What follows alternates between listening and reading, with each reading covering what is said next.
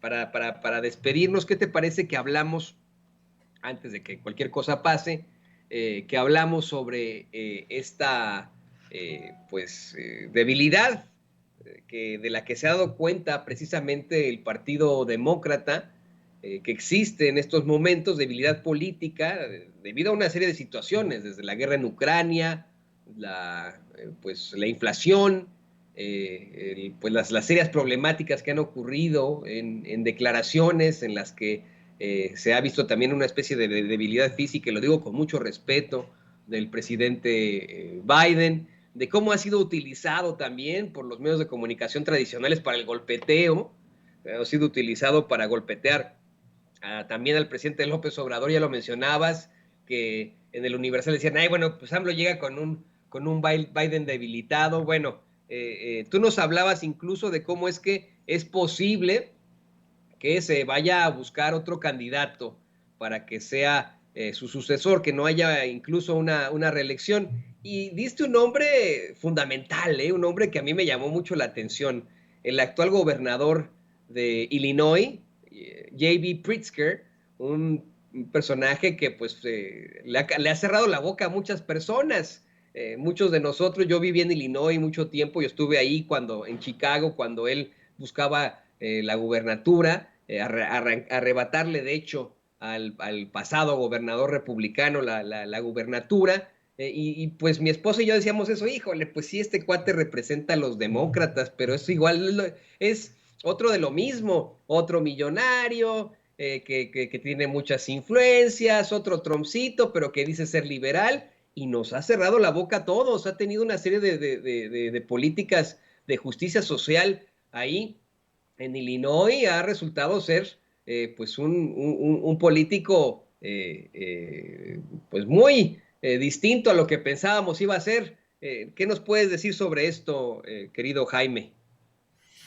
Yo creo que el problema en Estados Unidos es que desde que se eligió como presidente a Donald Trump, cualquiera cree que puede ser candidato a la presidencia, esa es la verdad. Y yo creo que el gobernador de Illinois está viendo cómo se entreabre la puerta a la posibilidad de desplazar a Joe Biden, y también el gobernador de California, Newsom, que también ha dicho, yo también quiero ser, pero claro, Kamala Harris, que es muy disciplinada, no ha dicho esta boca es mía por el momento. Es muy cierto que hay versiones de que a Kamala Harris la han arrinconado un poco, pero Kamala Harris también podría ser la sucesora. Esto en caso de que el partido decida retirar a Joe Biden de la reelección. El presidente Biden ha dicho que él está dispuesto a ser el candidato, sobre todo si se confirma las aspiraciones de Donald Trump para recuperar la presidencia. Vamos a ver si Donald Trump sobrevive las investigaciones, las pesquisas judiciales que hay en su contra, pero es interesante en cualquier caso el vacío de poder que se está produciendo en estos momentos en el seno del Partido Demócrata, y con una presidencia que está bajo mínimos, 30% de respaldo tiene el presidente Biden y 60 y tantos por ciento de rechazo. Es una situación bastante inédita en muchos sentidos, un presidente debilitado hasta ese grado. Pero yo creo que también hay un punto digno de destacar en este encuentro. No solamente se enfrentan un presidente que está debilitado por las circunstancias que has mencionado, Toño, es decir, la inflación, el tema de, sobre todo la inflación es lo que está pesando más, y es lo que le urge más resolver al presidente Biden, y va a ser uno de los temas torales de este encuentro. No solamente vamos a ver un presidente debilitado de Estados Unidos y un presidente muy fuerte, muy fortalecido como López Obrador, sino también van a encararse dos presidentes que han encarado de forma muy distinta precisamente este problema, el de la inflación. Tú sabes que el presidente de México ha decidido subsidiar, por ejemplo, el precio de la gasolina. Eso le ha permitido contener la espiral inflacionaria que ya llega al 8%, y algo que realmente ya se siente en el bolsillo de muchos mexicanos. Pero en Estados Unidos la situación es realmente grave. Esta mañana, por ejemplo, los principales diarios de Estados Unidos ya consignan que el precio de las rentas de los alquileres está ya tan disparado que ya no puede ser que suban más porque han alcanzado al parecer su tope. La gente está desesperada porque los precios de los alquileres se han disparado como nunca, el precio de la gasolina, el precio de los alimentos, y si a eso le añades la falta de mano de obra, en los sectores agrícola, cárnico, todo esto, pues te das una idea de la gravedad. Por eso, otro de los temas importantes, yo diría quizá el más urgente para Biden, es el tema de la inflación. La pregunta es, ¿va a haber un cruce de estrategias? ¿Estados Unidos va a aplicar las estrategias que está aplicando México para contener la inflación? Eso sería muy interesante saber, porque ¿qué va a pasar? Yo creo que uno de los anuncios claves precisamente para combatir el tema inflacionario va a ser las visas. ¿Por qué? Porque al tener mano de obra mexicana en Estados Unidos, eso baja, reduce la inflación. Porque, a ver, se los voy a explicar rápidamente. Cuando no hay mano de obra suficiente, lo que hacen los empresarios es alquilar, subir los precios de los salarios para hacerlos más atractivos, porque no hay gente que esté aceptando estos trabajos. Al elevar los precios de salarios, sube la inflación. Entonces, si consigues una cuota interesante de migrantes que van a trabajar, bajan las presiones inflacionarias en el mercado.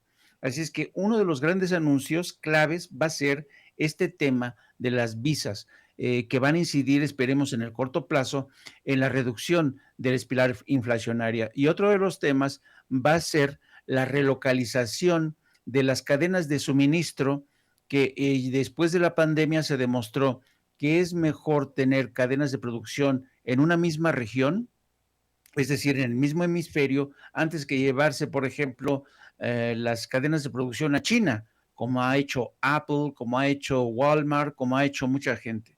Entonces, ¿cuáles son las medidas que México y Estados Unidos van a acometer para reducir la inflación? Eso es tan importante como el tema de la migración, que en estos momentos, y ayer mismo lo reconocían líderes comunitarios que se entrevistaron con el embajador de México, decían que ellos consideran en estos momentos imposible, casi impracticable la posibilidad de una reforma migratoria, pero no quieren quitar el dedo del renglón, no saben si bajo la presidencia de Joe Biden va a ser posible esto, pero sí que van a seguir insistiendo. Así es que en estos momentos realmente los grupos tanto de Estados Unidos, los equipos tanto de Estados Unidos como de México ya tienen que estar planchados esos temas y solo es cuestión de horas para que una vez que se produzca este encuentro, ambos presidentes den a conocer quizá en una rueda de prensa conjunta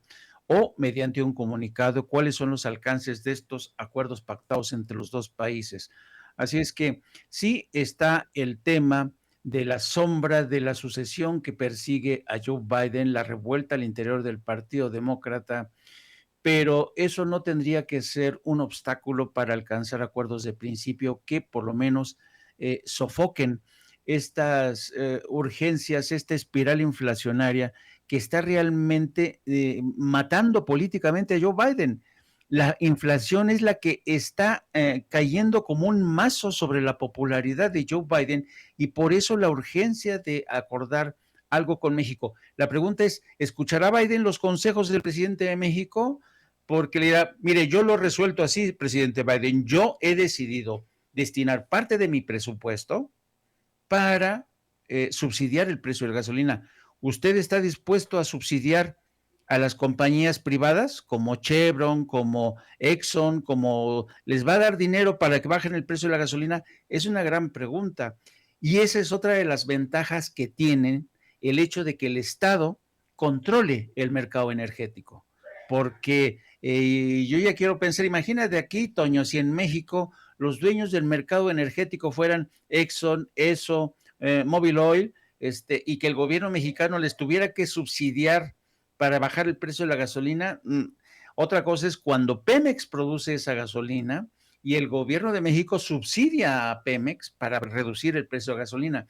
Entonces, son muchas cosas los que están en el alero, si me permites, y aquí están cara a cara lo que es los daños que ha causado y sigue causando el modelo neoliberal en Estados Unidos y el modelo que está reimplantando López Obrador, en la que hay una mayor intervención del Estado para controlar justamente la inflación, para que esta inflación no impacte en los bolsillos de la gente menos favorecida por la economía y afectada por el desempleo, su exclusión del mercado laboral, etc., etc., etc.